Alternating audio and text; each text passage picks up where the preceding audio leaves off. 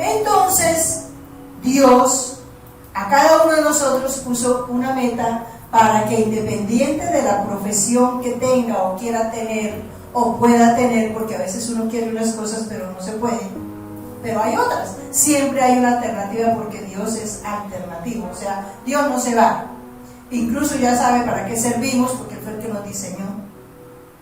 Entonces, cuando Dios nos diseñó, nos trajo para que lideráramos en ese ambiente donde cada uno esté en cada etapa de la vida, porque volvemos al caso de los niños, hoy están en el colegio, los jóvenes están en el colegio, en la universidad, y los adultos estamos en diferentes oficios, estamos en nuestra familia, en nuestro hogar, en nuestra comunidad, pero en esos lugares estamos llamados para hacer esa tarea. Ahora les pregunto, ¿los líderes nacen o se hacen?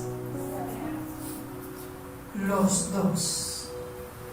Todos nacemos líderes, todos. El problema es que muchos no se hacen. Todos necesitamos formación de liderazgo, y por eso estamos llamados los padres a formar ese liderazgo, ese carácter de líder en nuestros hijos. Nosotros los adultos, los cristianos, estamos llamados a formar ese carácter de los líderes que Dios va poniendo frente a nosotros, sabiendo que todos un día van a liderar. Y voy a darles un ejemplo que ustedes conocen de este grupo que se llama Fides. ¿Saben quiénes son? Es eso, préstenle atención a eso porque enseña mucho.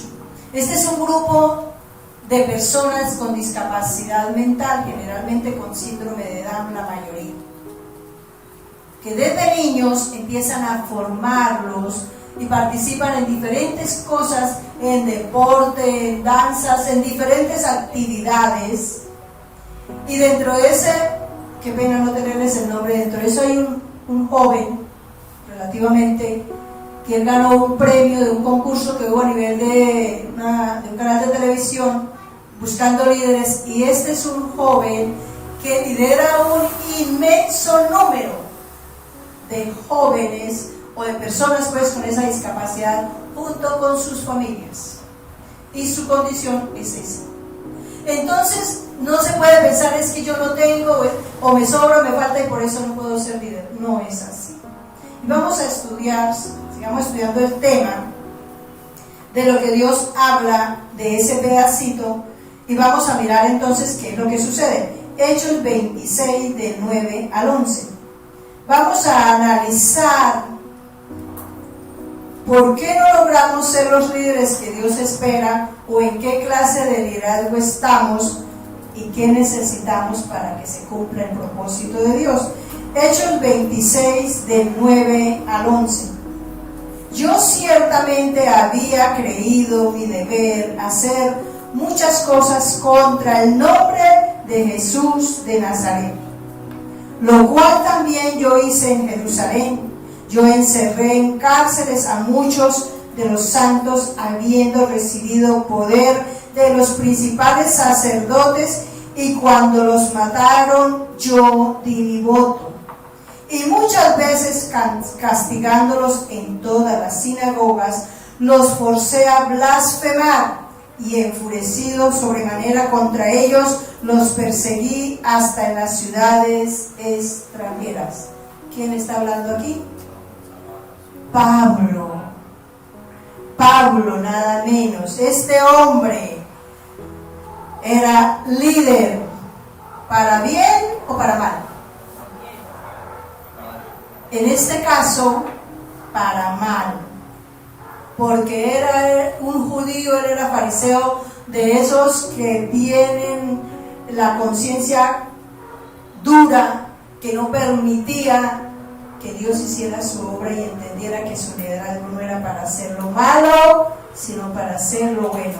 Y él creía que tenía que perseguir a todas las personas que creyeran en el nombre de Jesús. Él no aceptaba a Jesucristo como Señor y Salvador, como muchos de la época. Y miren todas las cosas que hacía. Él mismo confiesa esto. Miren todo el daño que le causaba al pueblo de Dios. al pueblo de Dios que seguía a Jesucristo, a los cristianos del momento, porque aquí ya Jesús había muerto, había resucitado, y ya había empezado el proceso de la ampliación de la iglesia de Cristo.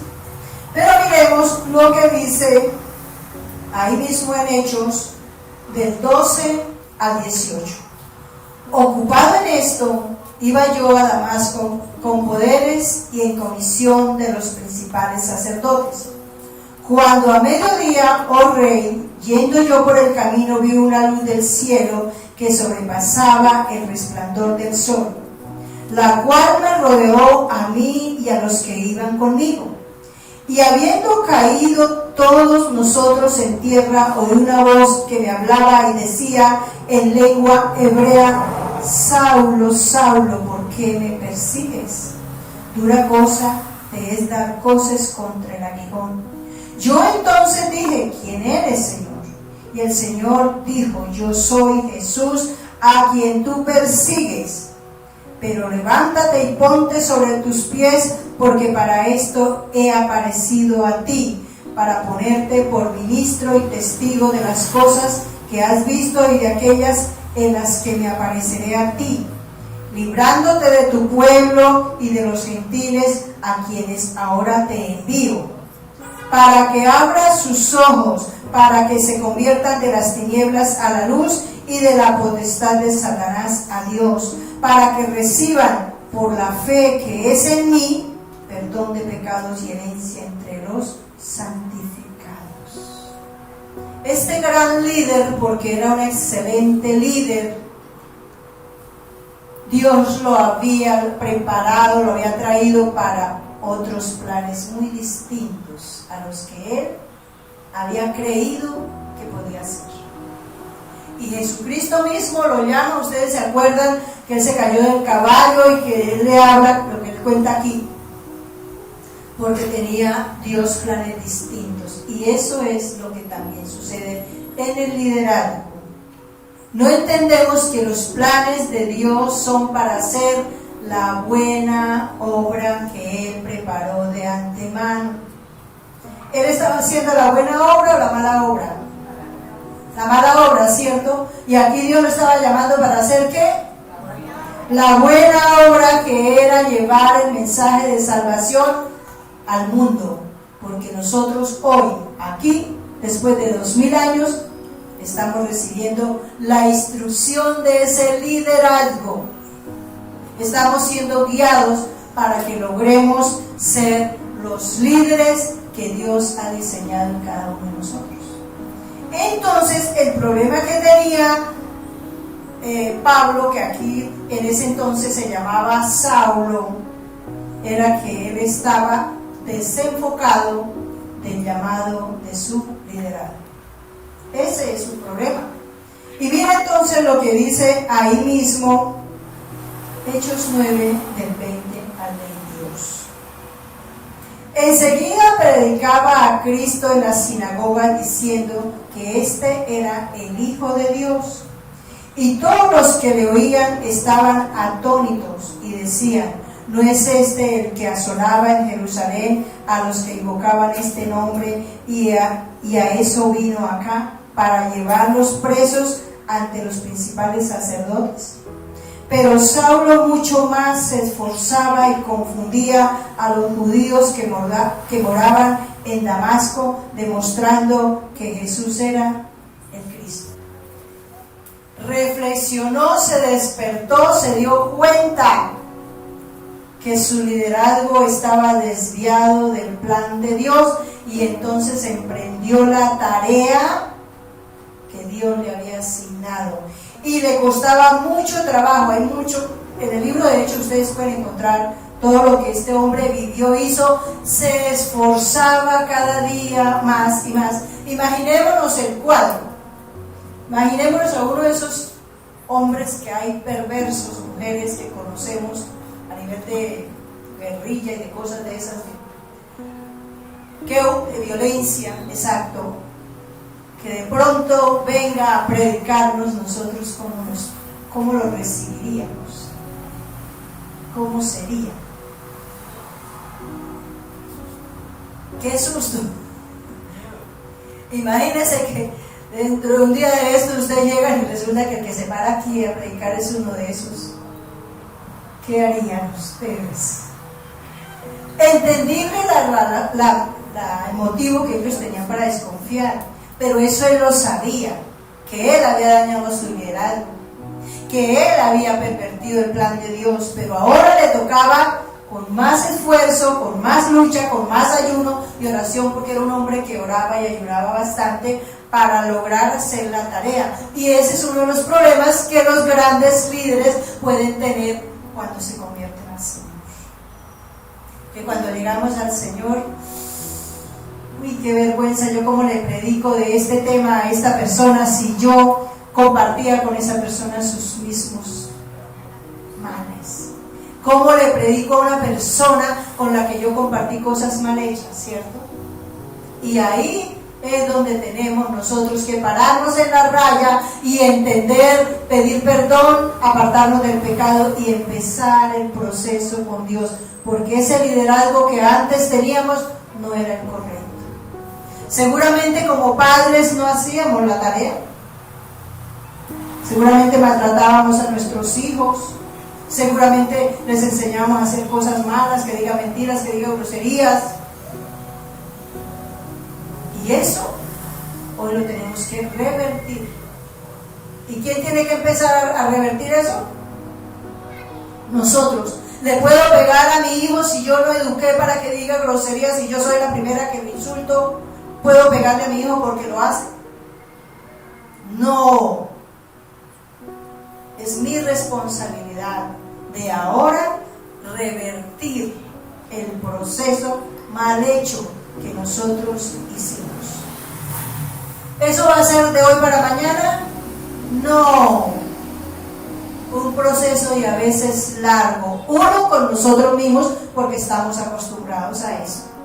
Por ejemplo, volviendo al tema de maldecir a los hijos. Todo papá que insulta a su hijo maldice a su hijo y le espera un futuro negro a su hijo si usted no se pone cuentas con Dios. Y le pide perdón a Dios y se arrepiente y se aparta del pecado y empieza a trabajar con su hijo pidiéndole perdón. Es la primera cosa. O si es el hijo el que maltrata al padre, tiene que revertir eso, porque con toda la seguridad lo malo que el hijo le haga al padre, sus hijos van a tener ese problema. O sea que se va a afectar su generación.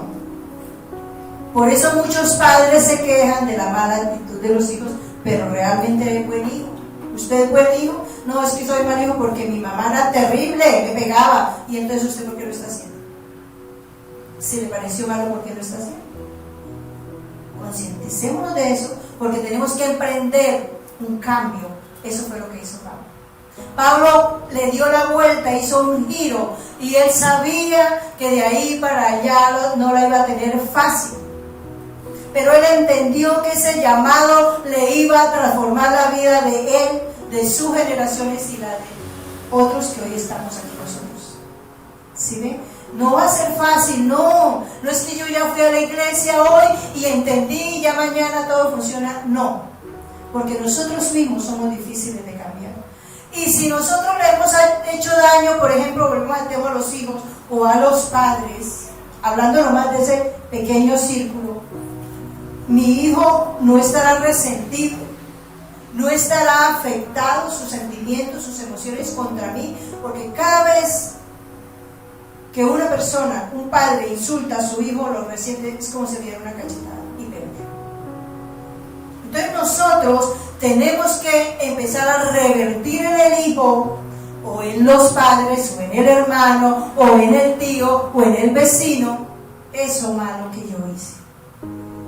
O sea, tengo que empezar a formarme, a hacerme el líder que Dios creó en mí. Retomar, porque ese es el grave problema. Nosotros creemos que con solo leer la Biblia Dios empieza a cambiar todas las cosas. No.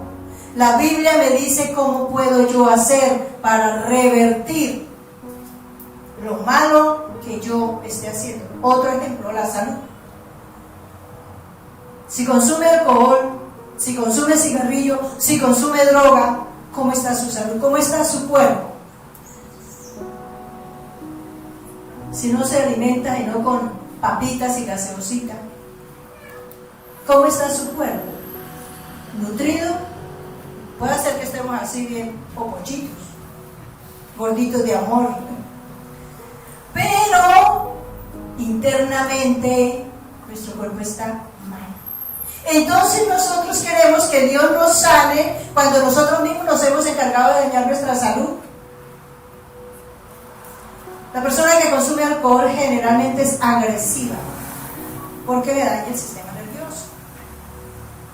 Entonces, ¿qué tiene que hacer? Empezar a no tomar primero y a trabajar de tal manera que sea capaz de controlar las emociones, a revertir, porque yo debo ser el líder que Dios hizo en mí. Y cambiar. ¿Dónde empezamos? Entonces vamos a Deuteronomio capítulo 10, versículo 12. Deuteronomio 10, 12. Tenemos que empezar a trabajar para hacer el cambio de lo malo que hayamos hecho en nuestra vida en un liderazgo equivocado que estábamos.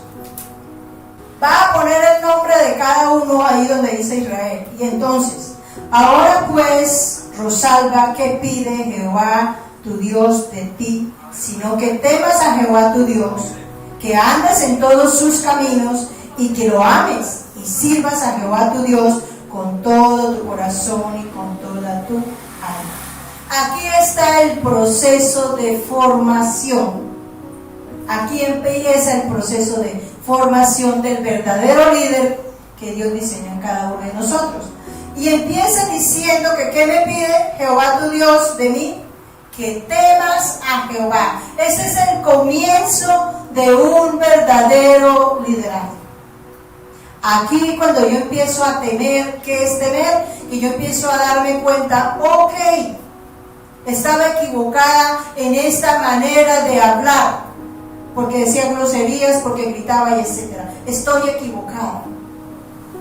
Espíritu Santo, ayúdame a recordar antes de que las palabras salgan sin control de mi boca, para que yo de aquí en adelante no diga nada malo, sino palabra de bendición y de exaltación. Porque si no digo palabras de exaltación o de bendición, no diga nada, quédese callado. Pero como en el momento que estoy enojada, lo primero que digo es que se lo tengo que decir porque se lo merece, y le voy a decir de que se va a morir. El enemigo está que le puya la oreja para que saque la lengua y diga lo que no tiene que decir. Pero no, porque la palabra de Dios me dice: ninguna palabra corrompida salga de vuestra boca, sino la que sea buena y necesaria para edificar a los que oyen. ¿Quiénes oyen? Todos los que oyen. Porque a veces la grosería está dirigida a determinada persona, pero ¿cuántos están oyendo de verdad? Yo no sé si ustedes se dan cuenta en la calle, la gente que va hablando por el celular, que va hablando, quién sabe con quién, pero está insultando, y todos resultamos insultados. Porque la palabra le queda a uno y uno. Me sigue. Entonces me di cuenta de eso. ¡Wow! ¡Qué terrible! Pero hay un problema, y es que las palabras, como la gente las dice, toda la clase de vulgaridades y mentiras y todo, es inconsciente porque no sabe que está mal. Entonces me voy a meter en la tarea de poder redimirme de eso, que no va a ser mañana. Porque la gente dice: no, yo ya llevo 8 días de ir a la iglesia, llevo un mes y todavía digo groserías. Siga trabajando, porque Dios le va a ayudar. El Espíritu Santo le habla a uno cuando la persona tiene rabia. Yo doy gracias porque yo no era vulgar antes de conocer al Señor, pero sí gritaba: ¡cállese! Entonces, antes de yo decir cállate, yo decía: cállese usted. Y eso al principio no era capaz, pero aprendí y ya. Hace rato sí se puede, sí se puede. Entonces empezamos a revertir, pero la primera cosa que hay que hacer es pedirle perdón a Dios. Porque cuando yo le pido perdón de corazón a Dios y le digo: ayúdeme, porque de aquí en adelante mi boca solamente va a bendecir. Y si no va a bendecir, ¿qué es? Si no fue capaz de decir una palabra buena, entonces quede callado. Generalmente enojado uno tiene que quedar callado. Pero no queremos, no, es que se lo merece. Y trabajemos en eso fuerte, pero sí. El temor me lleva a que si yo conociendo ya la verdad, conociendo ya la palabra, sigo cometiendo el error deliberadamente, porque ya sé que está mal hecho, el Espíritu Santo me ayuda, me dice cállese, y yo digo no me importa, lo voy a hacer. No tengo temor de Dios, y eso le va a traer una consecuencia terrible. ¿Por qué? Porque cuando no conocía, entre comillas, parecía que no pasara nada. Pero ahora el diablo le saca el reflector y se lo pone y le dice, eso todo el mundo se va a dar cuenta, y eso que es cristiano, y eso que va a la iglesia, y eso que lee la Biblia, y eso que habla de Dios. ¿Y dónde pone el nombre de Dios? Por el piso. Eso se llama pecar deliberadamente. Entonces tengamos temor, no lo hagamos, no nos arriesguemos, no nos atrevamos, porque el diablo sí quiere sacarnos del plan de Dios. Quiere dañar nuestro liderazgo y quiere dañar a muchas personas. ¿Qué temas? Mire que ese es el principio. Y el principio de la sabiduría es el temor a Jehová. ¿Qué temas a Jehová tu Dios? Que andes en todos sus caminos. En todos. Entonces, ¿qué significa? Es que empiezo a estudiar mi relación con Dios, estoy buscando a Dios de la manera correcta o como a mí me gusta o como a mí me enseñaron. No es que a mí me enseñaron fue que le pusieron una velita y que con eso era suficiente. ¿Será que Dios necesita velitas? Dios es luz plena. Eso es como poner una vela aquí afuera para que alumbremos al sol. ¿A qué? ¿Quién está en tinieblas? El diablo. ¿A quién le está poniendo la velita? Al diablo. Entonces, esa no es la manera correcta de buscar a Dios, sino lo que ya conocemos, estudiando la Biblia, poniéndola por obra, congregándonos, alabando, orando. Ahora mirémonos como hijos. Andar en los caminos es mirar en cada área de mi vida, porque Dios dice en cada cosita, por grande o pequeña que parezca, ¿cómo lo hago? Como hijo, soy un hijo obediente, soy un hijo agradecido, soy un hijo respetuoso, soy un hijo amable. Miremos a ver, porque la palabra de Dios manda que el hijo que honra a sus padres, honrar no es de pronto quedarse callado, no decirle nada, porque hay hijos que son muy educados, pero hay otros que son muy groseros. Pero deshonrar en cualquier cosa, en lo que deben hacer bueno con los padres, está haciendo mal. ¿Estoy siendo buen hijo de verdad? No lo estoy haciendo, vamos a trabajar en eso, vamos a revertir eso. Como padre, estoy llevando a mi hijo por el camino correcto, de la manera correcta, porque es que creemos que es coger al muchachito de la oreja y arrastrarlo por toda la casa, o dejarlo que haga de lo que quiera, porque es el otro extremo. Siempre hay ese extremo, el padre que maltrata al hijo y el padre que deja que el hijo haga como quiera. ¿Y dónde tiene que empezar el ejemplo? Que me la paso todo el día ya acostado viendo televisión y me molesto porque el muchachito hace lo mismo. ¿Quién está dando el ejemplo? Es yo y mi casa. Serviremos. Como pareja, usted como varón, como mujer, respeta a su pareja. Lo insulta, le dice groserías, le maltrata, le humilla.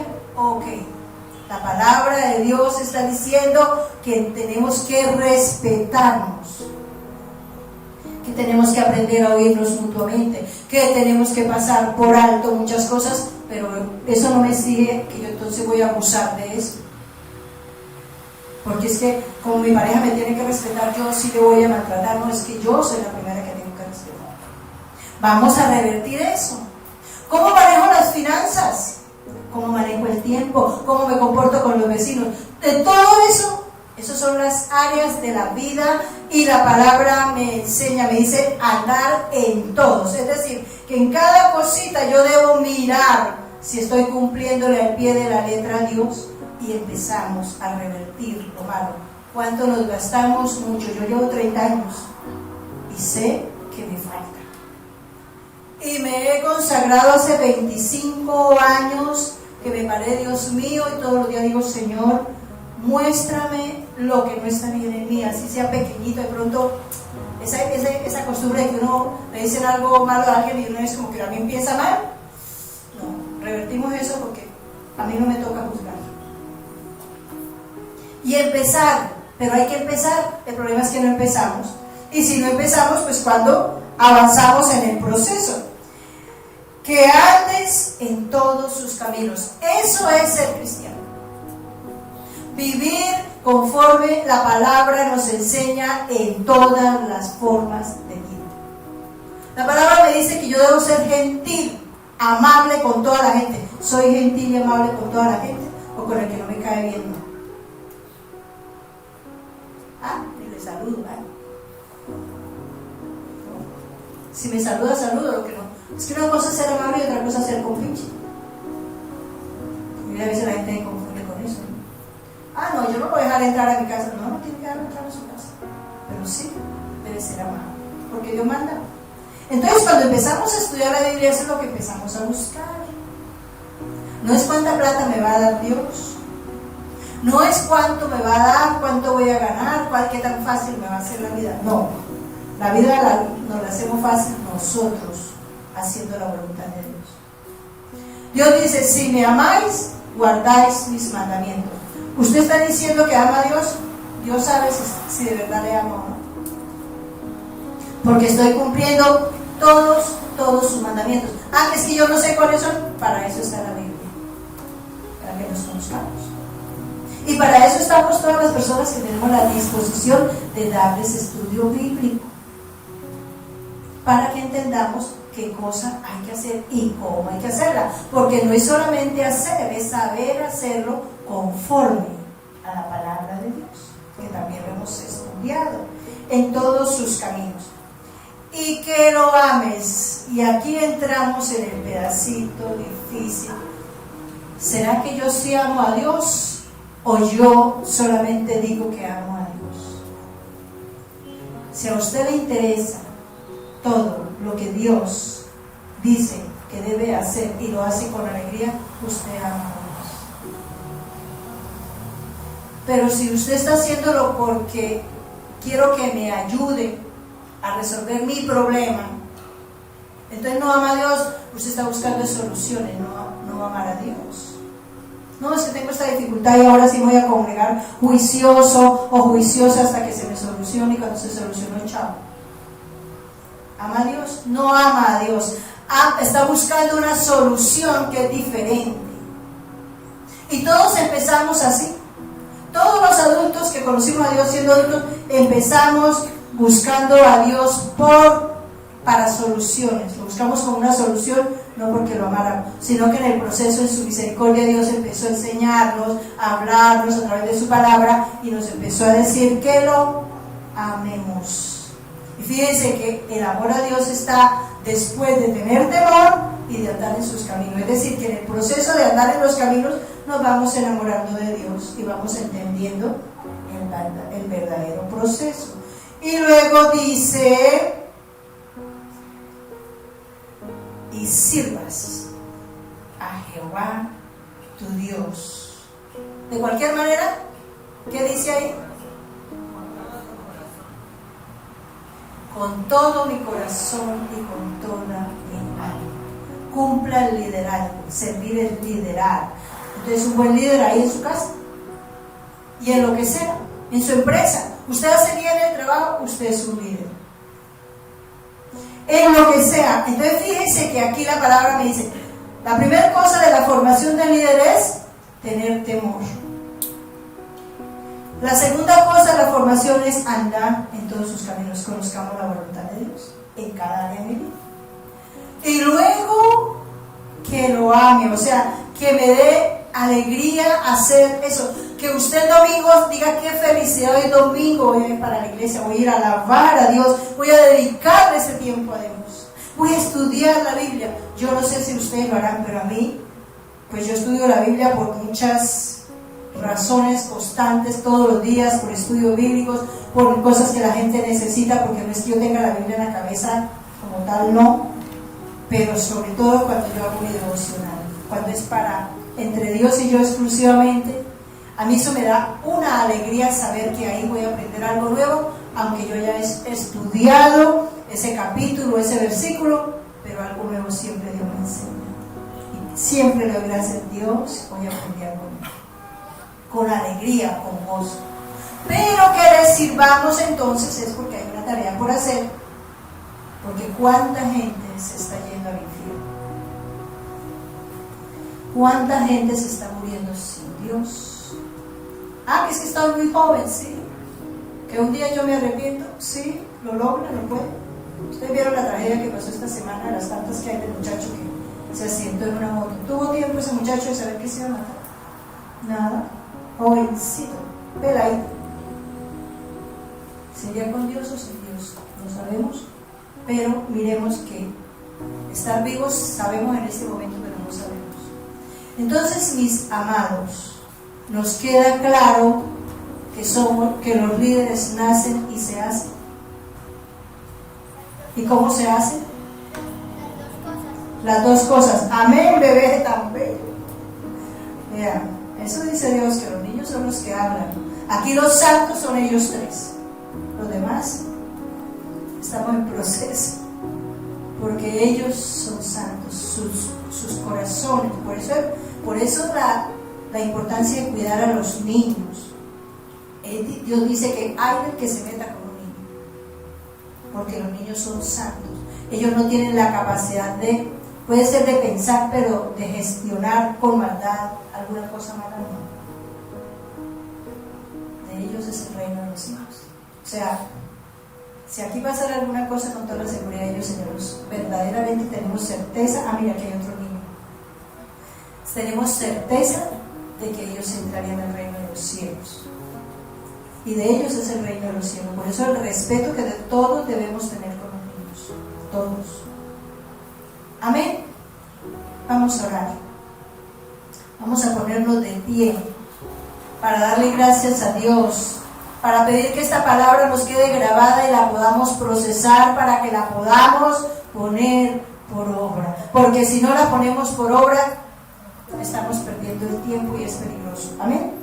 Padre soberano y eterno, en el nombre precioso de tu Hijo Jesucristo y en el poder de tu Espíritu Santo que mora en nosotros, nos presentamos ante ti en esta hora para darte gracias, porque sabemos que formamos parte de tus planes, porque somos diseño tuyo y tú nos has traído a esta vida para hacer la buena obra que preparaste de antemano, y que tú nos has traído para liderar a todas las personas que a lo largo de nuestra vida tú pongas delante de nosotros. Hoy te pedimos perdón si hemos distorsionado ese liderazgo, pero hoy pedimos que la presencia de tu Espíritu Santo nos revele cada cosa que está mal hecha en nosotros y que la podamos revertir para convertirnos en esos seguidores tuyos, pero en esos líderes que guiemos a multitudes a los pies de Cristo. Hoy pedimos perdón si hemos maldecido a nuestros hijos, a nuestros padres, a nuestros hermanos, a nuestra familia. Perdón y no nos tenga en cuenta eso, para que a ellos no les vaya mal, Dios, ni nos vaya mal a nosotros de eternos juicios.